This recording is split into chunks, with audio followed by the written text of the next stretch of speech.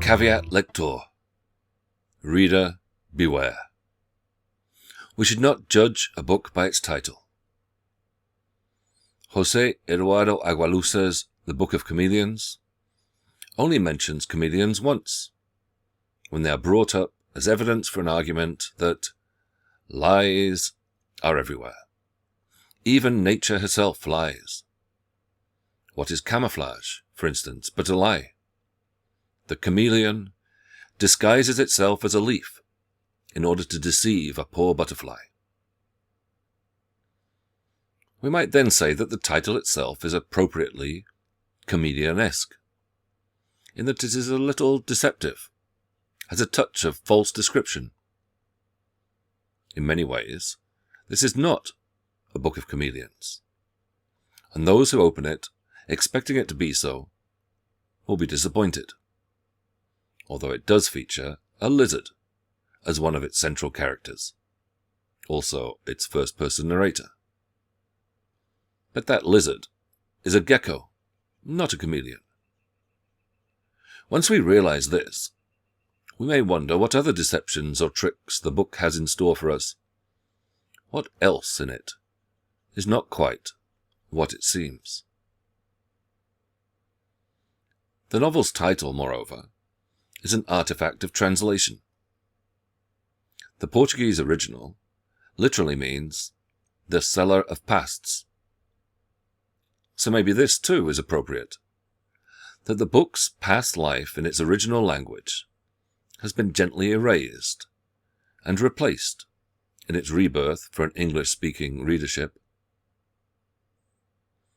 The translator, Daniel Hahn, justifies the revised title, which, he explains, was a joint decision made with the author, Agualusa, on the basis that, at its heart, this is a book about a number of characters whose personalities, whose stories, keep shifting from moment to moment, whose true personalities and stories are impossible to pin down.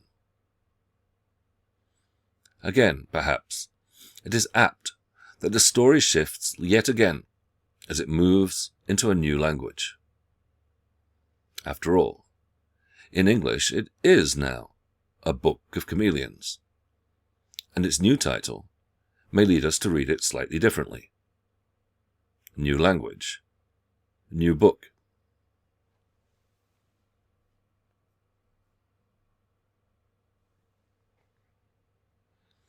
For there are, once again, appropriately, at least two ways of thinking about the doubleness and duplicity that, as critics Rita Maria Knopp and Virginia Carvalho de Assis Costa observe, are indelibly inscribed in the novel.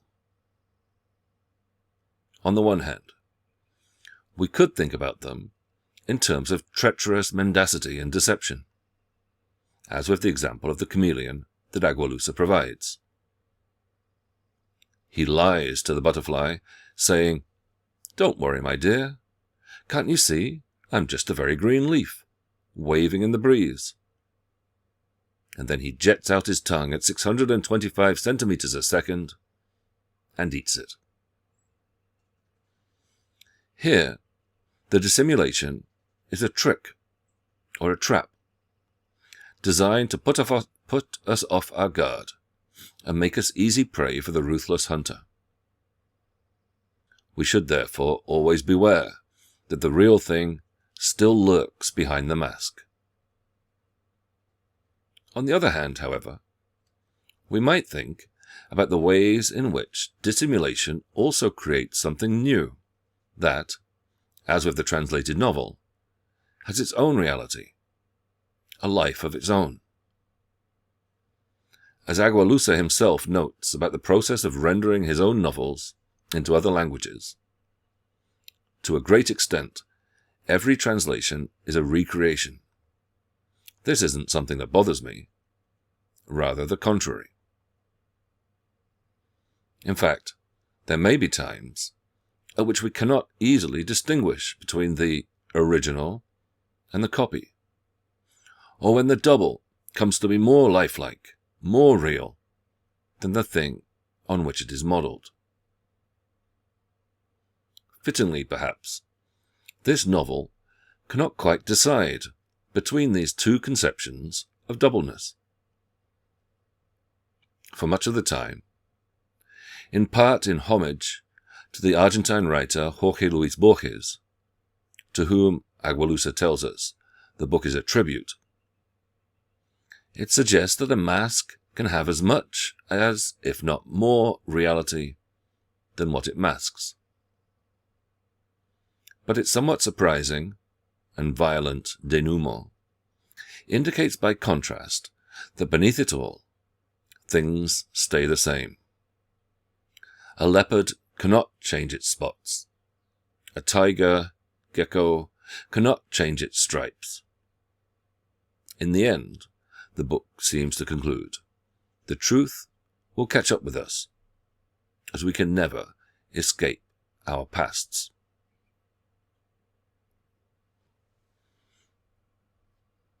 Let us start by listing at least some of the instances of doubleness found in this novel. What examples can you see of duplication, masking, mirroring, reinvention, and the like? How do the themes of duplicity and dissimulation play out in the book? Pause the video and write down as many examples as you can. While you do that, I'll have a glass of papaya juice, but I'll be right back.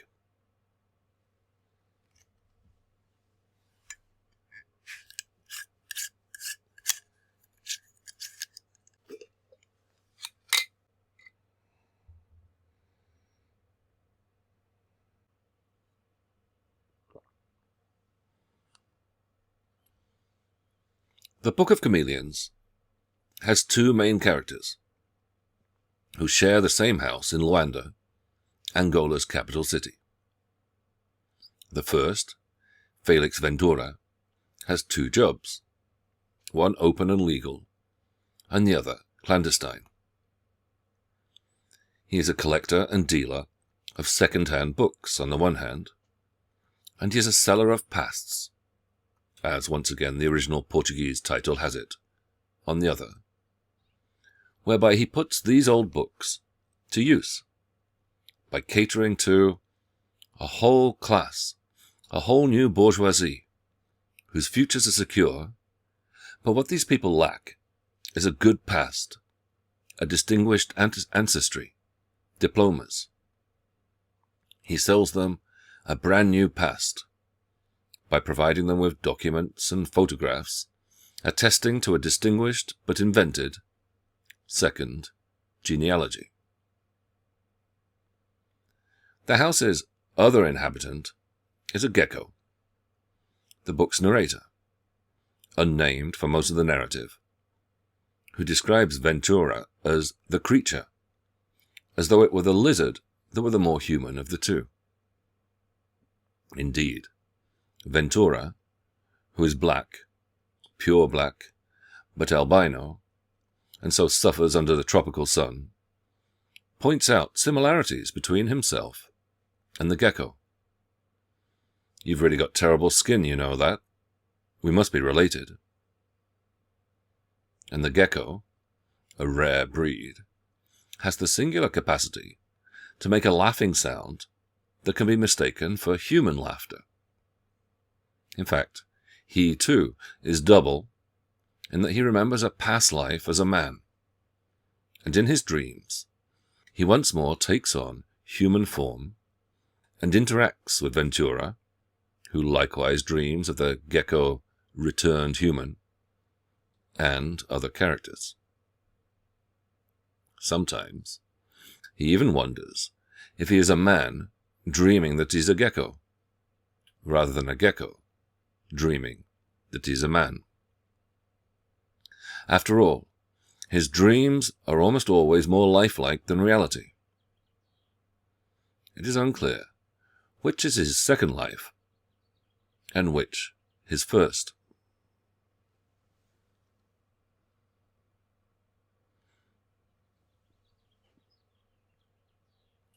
The plot gets going with the arrival of a mysterious foreigner, a war photographer, who is seeking Ventura's services.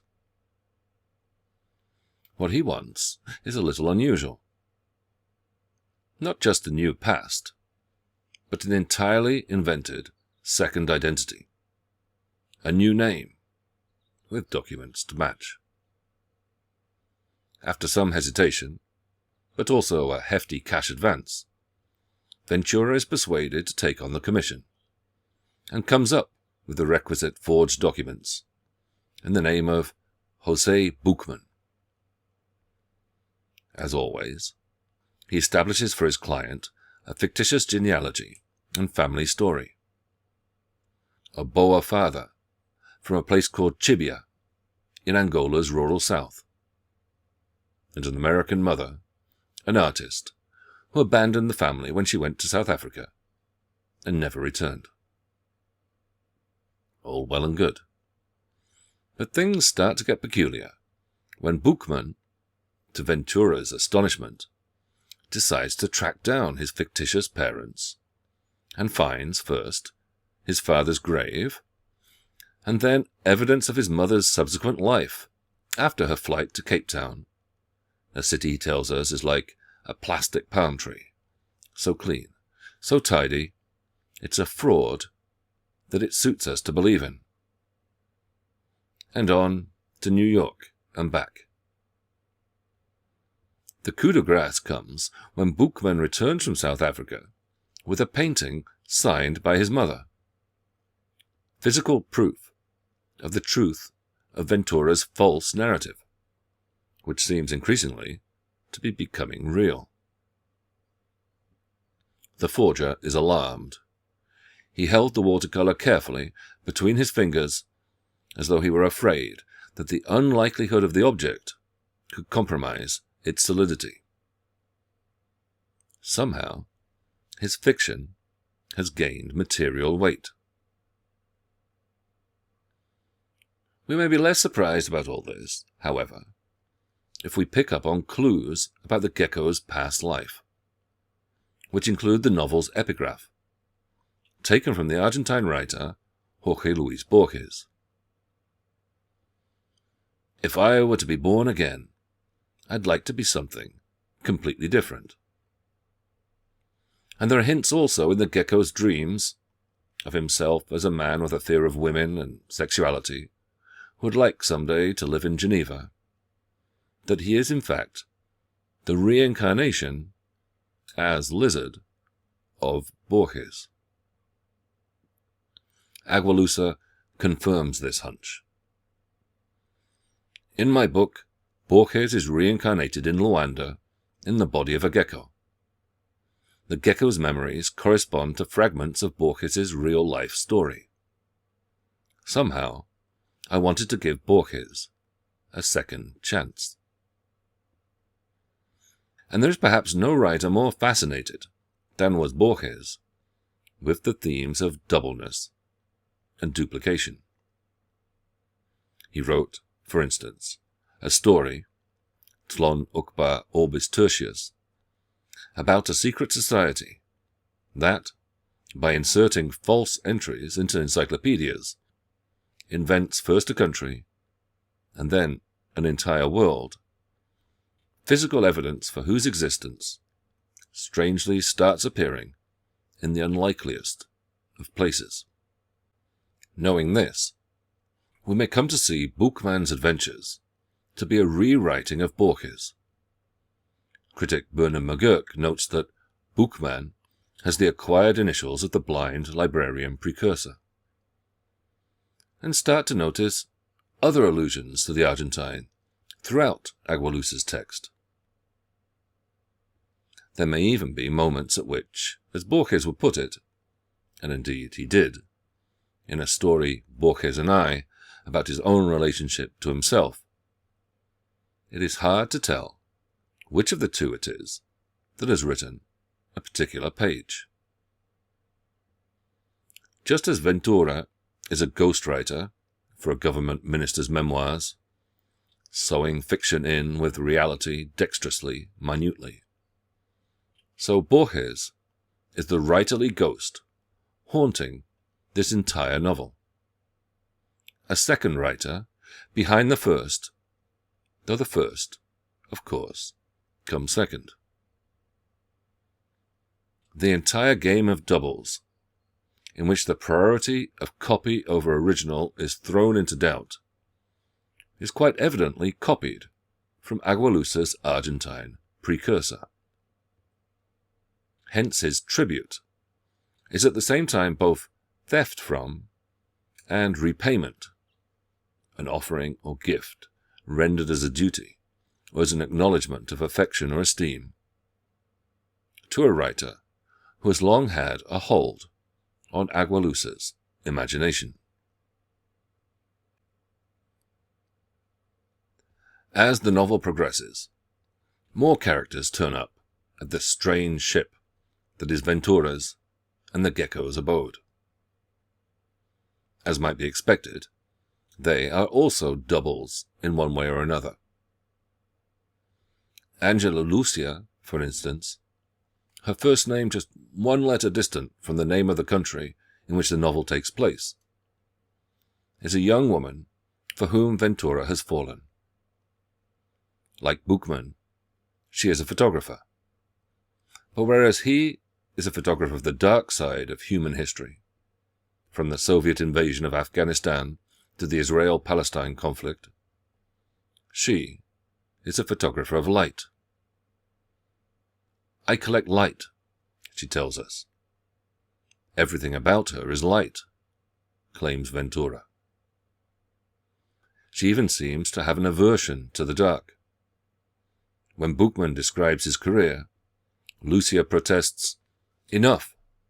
I don't want your memories to pollute this house with blood."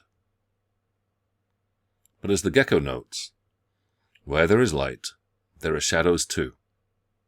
And shadow or shade is where a gecko hides, seeking a deeper crack, a deeper, damper crack, to keep out of the sun. It is from a kind of crack, a sewer that apparently he'd made his home, that a fourth character emerges. An old man, seemingly a madman, reminiscent of an ancient, vengeful god, wild-haired, with suddenly lit-up eyes, who turns out to be an ex-agent of the Ministry of State Security, with a life story stranger than fiction. Edmundo Barata dos Reis is a former schoolmate of Ventura's, was later involved in the anti-colonial liberation struggle against the Portuguese, who put him in a concentration camp for trying to establish a bomb-making network in Luanda, and kept the faith with Marxism, even when the post-revolutionary government embraced free-market capitalism. A communist, he calls himself. Would you believe it? I'm the very last communist south of the equator. But his loyalty to the ideology, he has a shirt from the Communist Party of the Soviet Union that he never takes off, leaving a hammer and sickle tattooed on his chest, means that he's fallen out of favor with Angola's current regime. He lives in hiding in the sewer, as the revolution has betrayed him. Not only is he a double of the post-colonial moment, a reminder of a past that the ruling party, the MPLA, the People's Movement for the Liberation of Angola, permanently in power since independence, would rather have us forget. He also has his own conspiratorial theory of political dissimulation, telling Felix and Angela that the president has been replaced with a double. They've put a double in his place, a scarecrow, I'm not sure how to put it, a fucking replica. This leads Ventura to comment, "So we have a fantasy president now." Yes, I'd suspected as much. We have a fantasy government, a fantasy justice system. We have, in other words, a fantasy country. The very land they are living in is an illusion. Both its present and its history, little more than a tall tale, no more real than the fake genealogies that the seller of pasts concocts.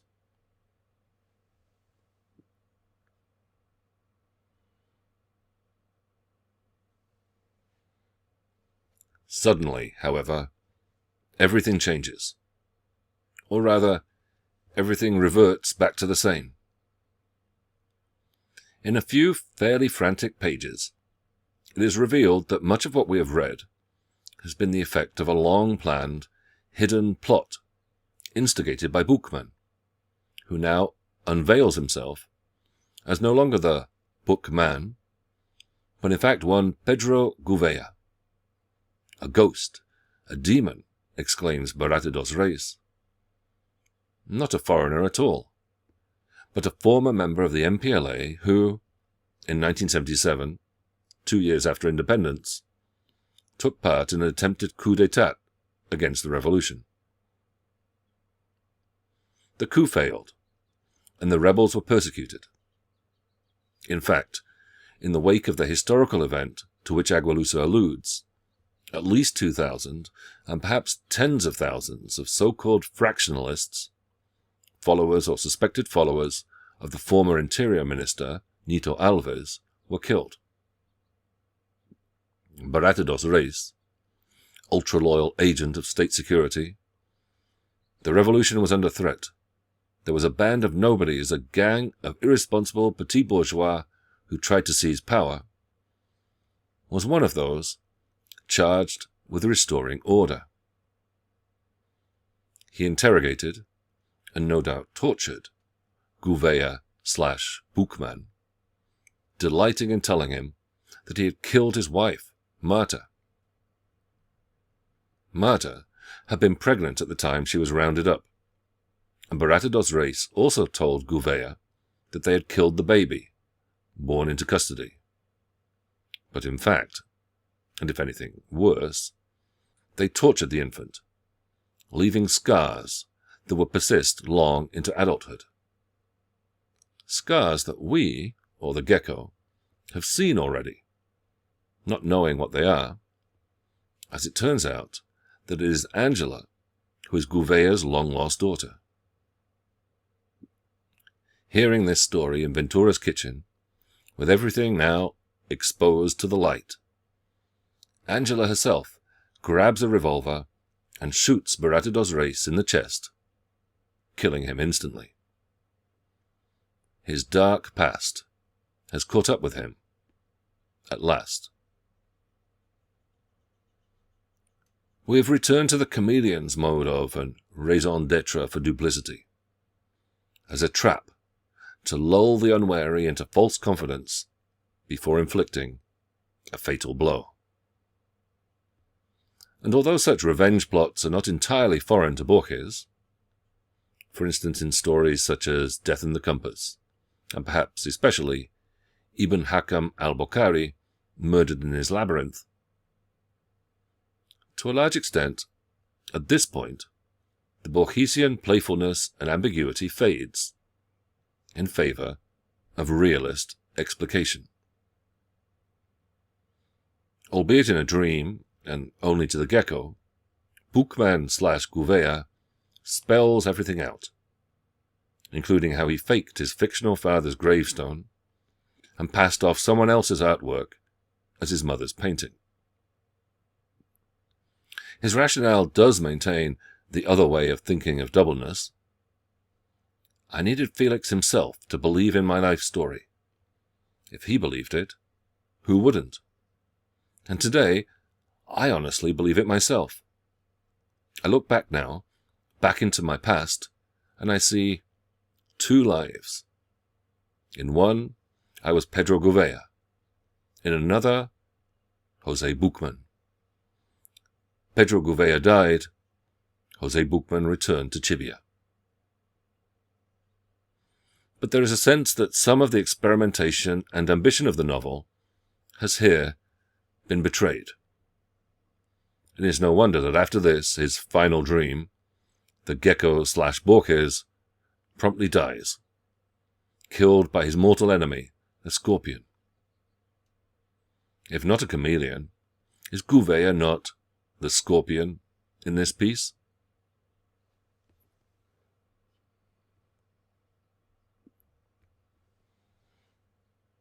But such may be life and death. It may be nice to think we can reinvent ourselves, construct new pasts and precursors, and fiction encourages us in this fantasy.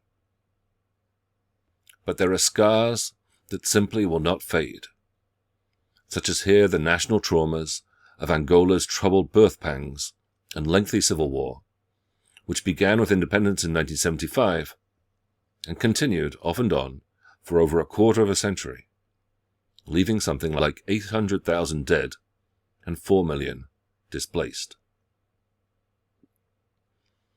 Such devastation leaves ghosts that cannot be wished away, whether by the governance embrace of market neoliberalism in the context of an oil boom in which fortunes are to be made, or by ordinary men and women who might hope it had all been a dream. No more illusions. Not everything can be dressed up or denied, or not for long, before the real returns with a vengeance.